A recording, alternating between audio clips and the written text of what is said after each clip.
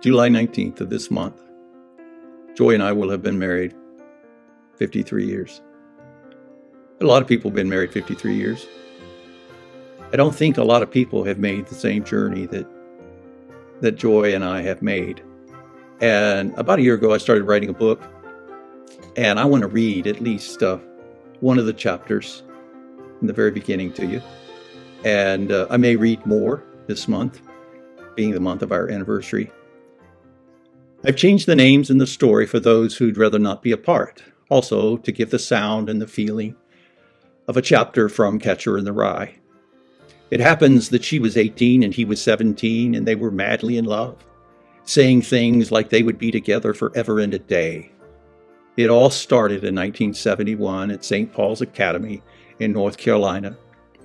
The name suggests a spiritual component which was never really realized. A religious classical school for about 300 students, a third lived on the campus as boarding students. They had been sent here as boarding students because they were intellectually and emotionally so far beyond their parents. That's code for they were rowdy and rebellious. These dorm students became the focus of my life for the next year. It was June the 6th, and it was graduation day at St. Paul's Academy.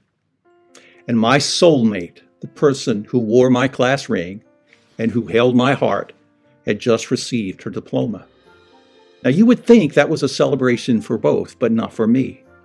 She'd been accepted in Belmont College, and we'd be going there in the fall. I was a year younger and grievously frustrated with the fact that I was a rising senior, meaning that I had another year of high school and that she would go off to college. I had processed this reality many times, refusing to accept it as truth.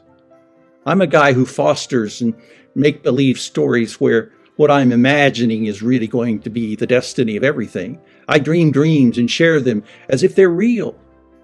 Or at least I hope they are, or that they will be somehow thawed out in time and become real.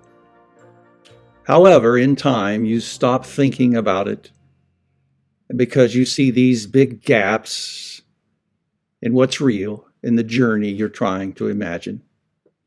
For instance, I still had a year of high school, doing high school stuff, making posters, pep rallies, detention, and homework.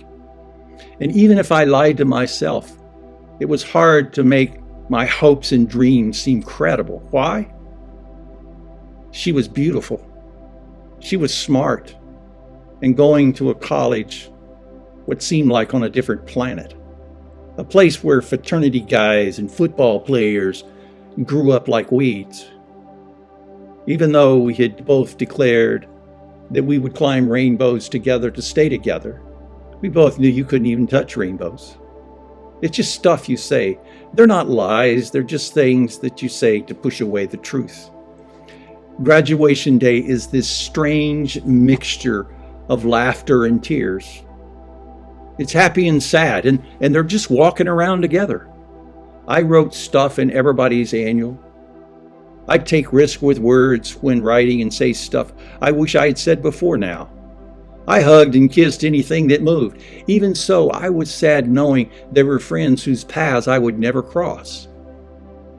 Most of all, there was this uncertainty about Jo and me. That was my special name for her. Only those who share such love and passion know about these names. We even have our own language, words that have exclusive meaning just to us, plain words that took on emotional intensity. They could become sensuous, and they would be followed by these devious smiles and nods. No one else knew these cryptic messages, intoxicating messages of passion, because they were unique to us. Commencement day and associated activities were winding down. Only a few dorm students remained, carrying boxes of clothes to their parents' cars. It's now kind of awkward saying goodbye a second and third time nevertheless. It was mid-afternoon and I was meandering back to my dorm room. It was now a sad place. Sad because the posters were gone, ribbons from her hair were gone, All of the stuff that told the story of my year, they were all gone. I'd started packing, anticipating going back home. Tomorrow I would catch a plane from Greensboro, North Carolina, that would take me to Chicago and then to my home in Indiana. I was stuffing bed sheets that hadn't been washed since Christmas into a backpack when I heard the door in the Commons open and then close. It was Jo. I knew it was Jo. She calls my name. Outside I smile, but inside there's this knot of uncertainty. I knew she was coming, yet there was so much uncertainty about this goodbye. I ran down the hallway to the Commons, and there she was standing in the middle of the room. A beam of sunlight came through the window in the door, illuminating her. She's still wearing the dress from the commencement exercise. It's this blue slinky dress that moves elegantly, accentuating the curves, revealing a woman who's concealing this little girl within. A dress you can only wear when you're 18 or 19. Standing there, she was completely unaware of the statement that she made with her figure and the power of her beauty. She's stunning. Her shoes are these cork clogs, making her taller than me. I move towards her and she steps out of the shoes so she can reach up and put her arms around my neck. Our lips met softly at first, then with intensity as our arms tightened around each other. She lifted one foot, tilting herself into me. Time seemed to ripple out. Her hair brushed against my neck.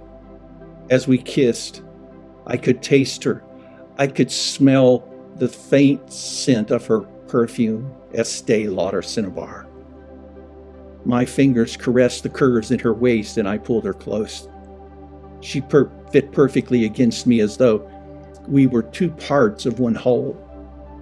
Her fingers moved through my long locks of hair, an unconscious gesture of affection. We finally pulled apart, our eyes still closed, and our foreheads just touched. Neither of us said anything. The silence spoke everything that we were feeling. A quiet laugh, a soft sigh. In that moment, the world beyond just fell away, leaving only the passion of our bond. A state I have no words to describe. When suddenly someone interrupts, breaking the moment, and we stop kissing. Once they're gone, she speaks with no hesitation. She says, "I can't keep your class ring knowing our relationship can't survive." Even though we love each other, we live in completely different worlds. We're in different places in our life. I'm speechless. Then she says, "My mother is waiting outside to take me to Florida. We've talked about this before, and you've heard me say everything I'm saying. I'm spending the summer with my aunt and uncle working in their pharmacy, and when I get back in August, I'm going to Belmont. It's not fair just to lead you on when I know that there is no way our relationship will survive." I stare at her face. I'm watching her mouth as it moves, but I'm not listening to a single word she says. I'm thinking, I just kissed your lips. I just put my tongue inside your mouth, and we were meant to be. She continues, "It's unfair to you for me to simply act as if there is some future path for our love." I move towards her and once again push my lips against her lips, and while we are kissing, she takes the ring from her finger, and she opens my left hand and puts it into the palm, and then closes my fingers over the ring. We stop kissing, and she looks straight at me and she says, "I love you. I will never forget you. I will never forget our time together."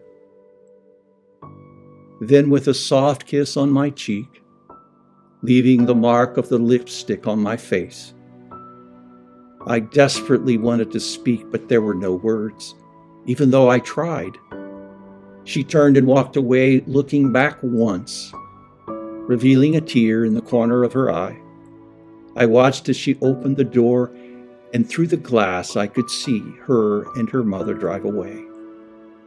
I walked back to my sad room and sat down on the edge of my bed. Then, leaning forward, I placed my face in my hands, and I cried like a 3-year-old boy.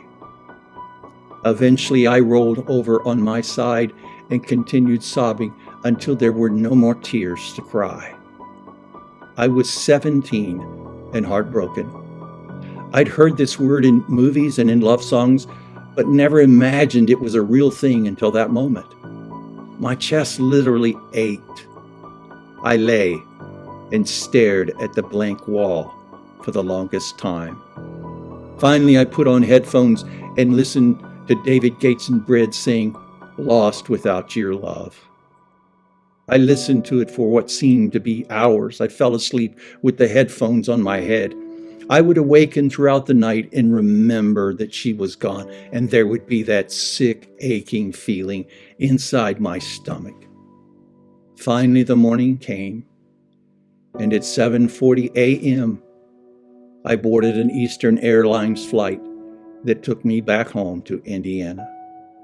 9 months prior, I was this 16-year-old cocky, rowdy teenager who knew everything and cared about nothing. But I came home and stepped off a plane, a child with a broken heart.